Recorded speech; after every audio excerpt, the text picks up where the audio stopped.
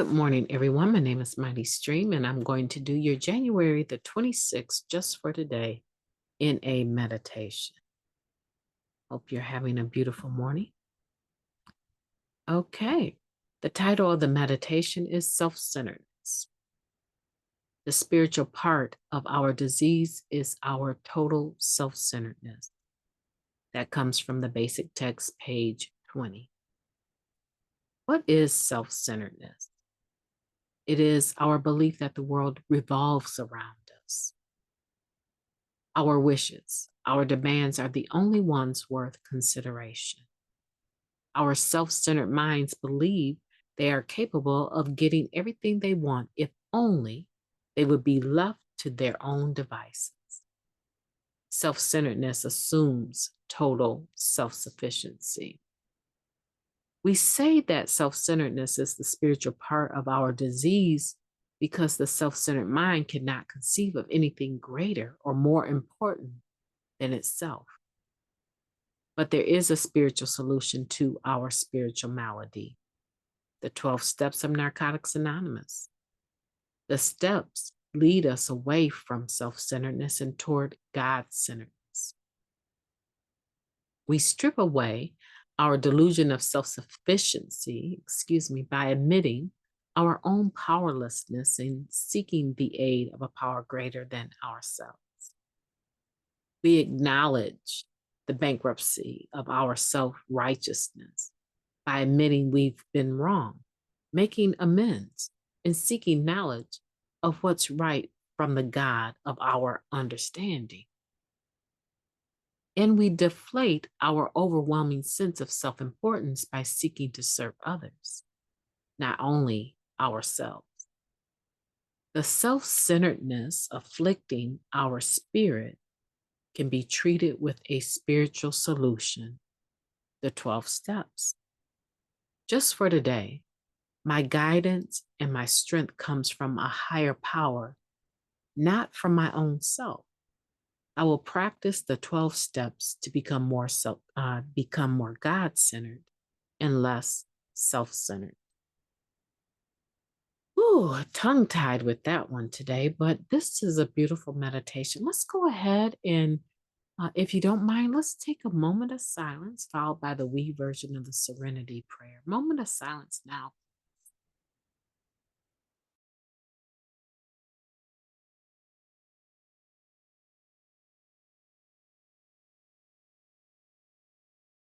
Thank you. God, grant us the serenity to accept the things that we cannot change, the courage to change the things that we can, and the wisdom to know the difference. Just for today, please and thank you. I really like this meditation. I really do. This is one of those meditations, to tell you the truth, it gives me goosebumps.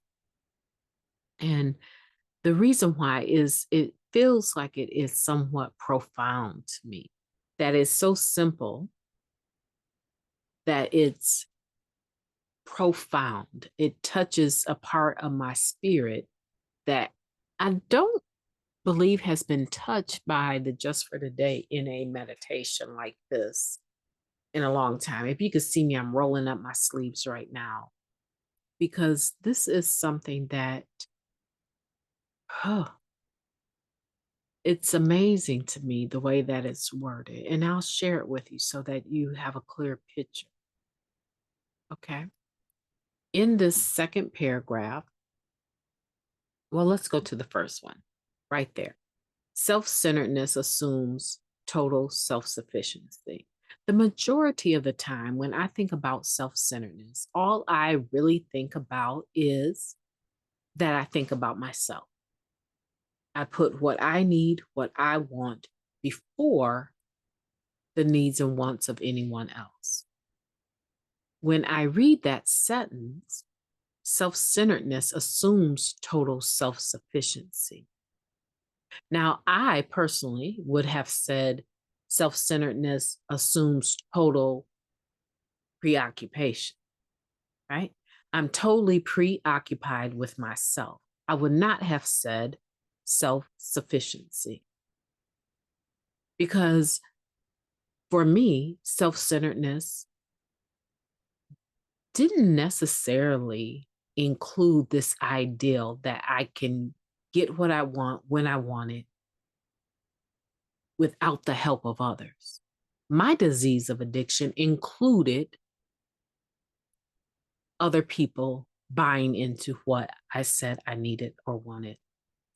And if they didn't buy into it, it required for me to manipulate them to get them to where I needed them to be so that I could have what I want. I never thought of that as self-sufficiency, but it is.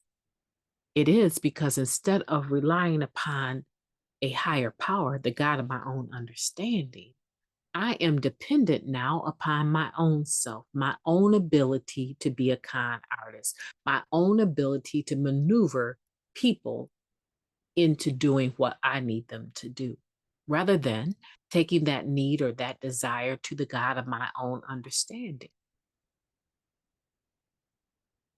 That to me is profound. And I get it. I get it. Now, there's another sentence in here that I want to discuss. This one right here.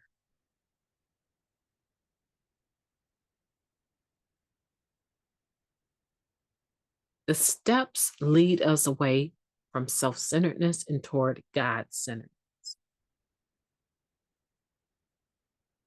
This is a true statement.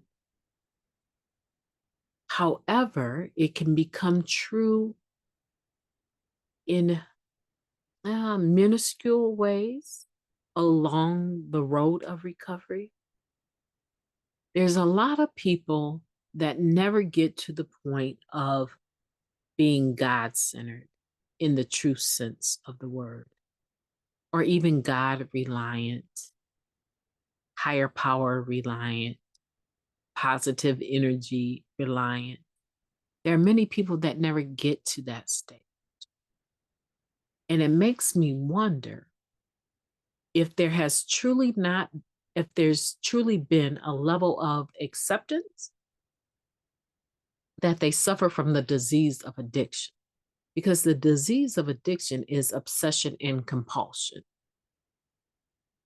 And when I am obsessing on self and when I am compulsing for self,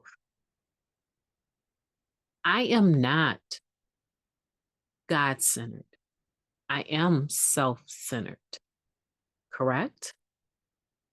So it makes me wonder that when people struggle, because we're humans, right? We are going to fail periodically. We're fallible, in other words. So it makes me believe that when people are struggling to get some ground underneath their recovery, that they have not truly accepted that they are suffering from a disease called addiction and what comes with that. That there's something still within them that says that I can do this and I will do this. But you know what? Every time they step out to do it, something falls apart. They hit the ground. Something goes down that throws them off. And you know why it throws them off? Because they did not calculate for their humanness. They did not calculate for the disease of addiction. They did not calculate that humans err. We cannot 100% of the time have the right answer. And there was not that calculation for that. In other words, instead of being God-centered or higher power-centered, they in and of themselves have become their own God. They in and of themselves have become their own higher power.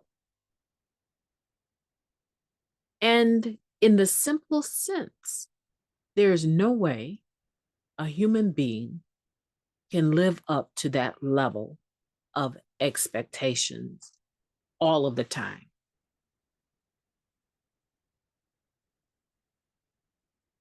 We have to deflate our overwhelming sense of self-importance by seeking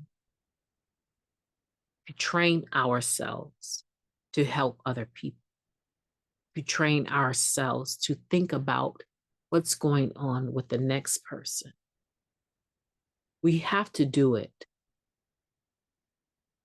by practicing it. It does not come naturally.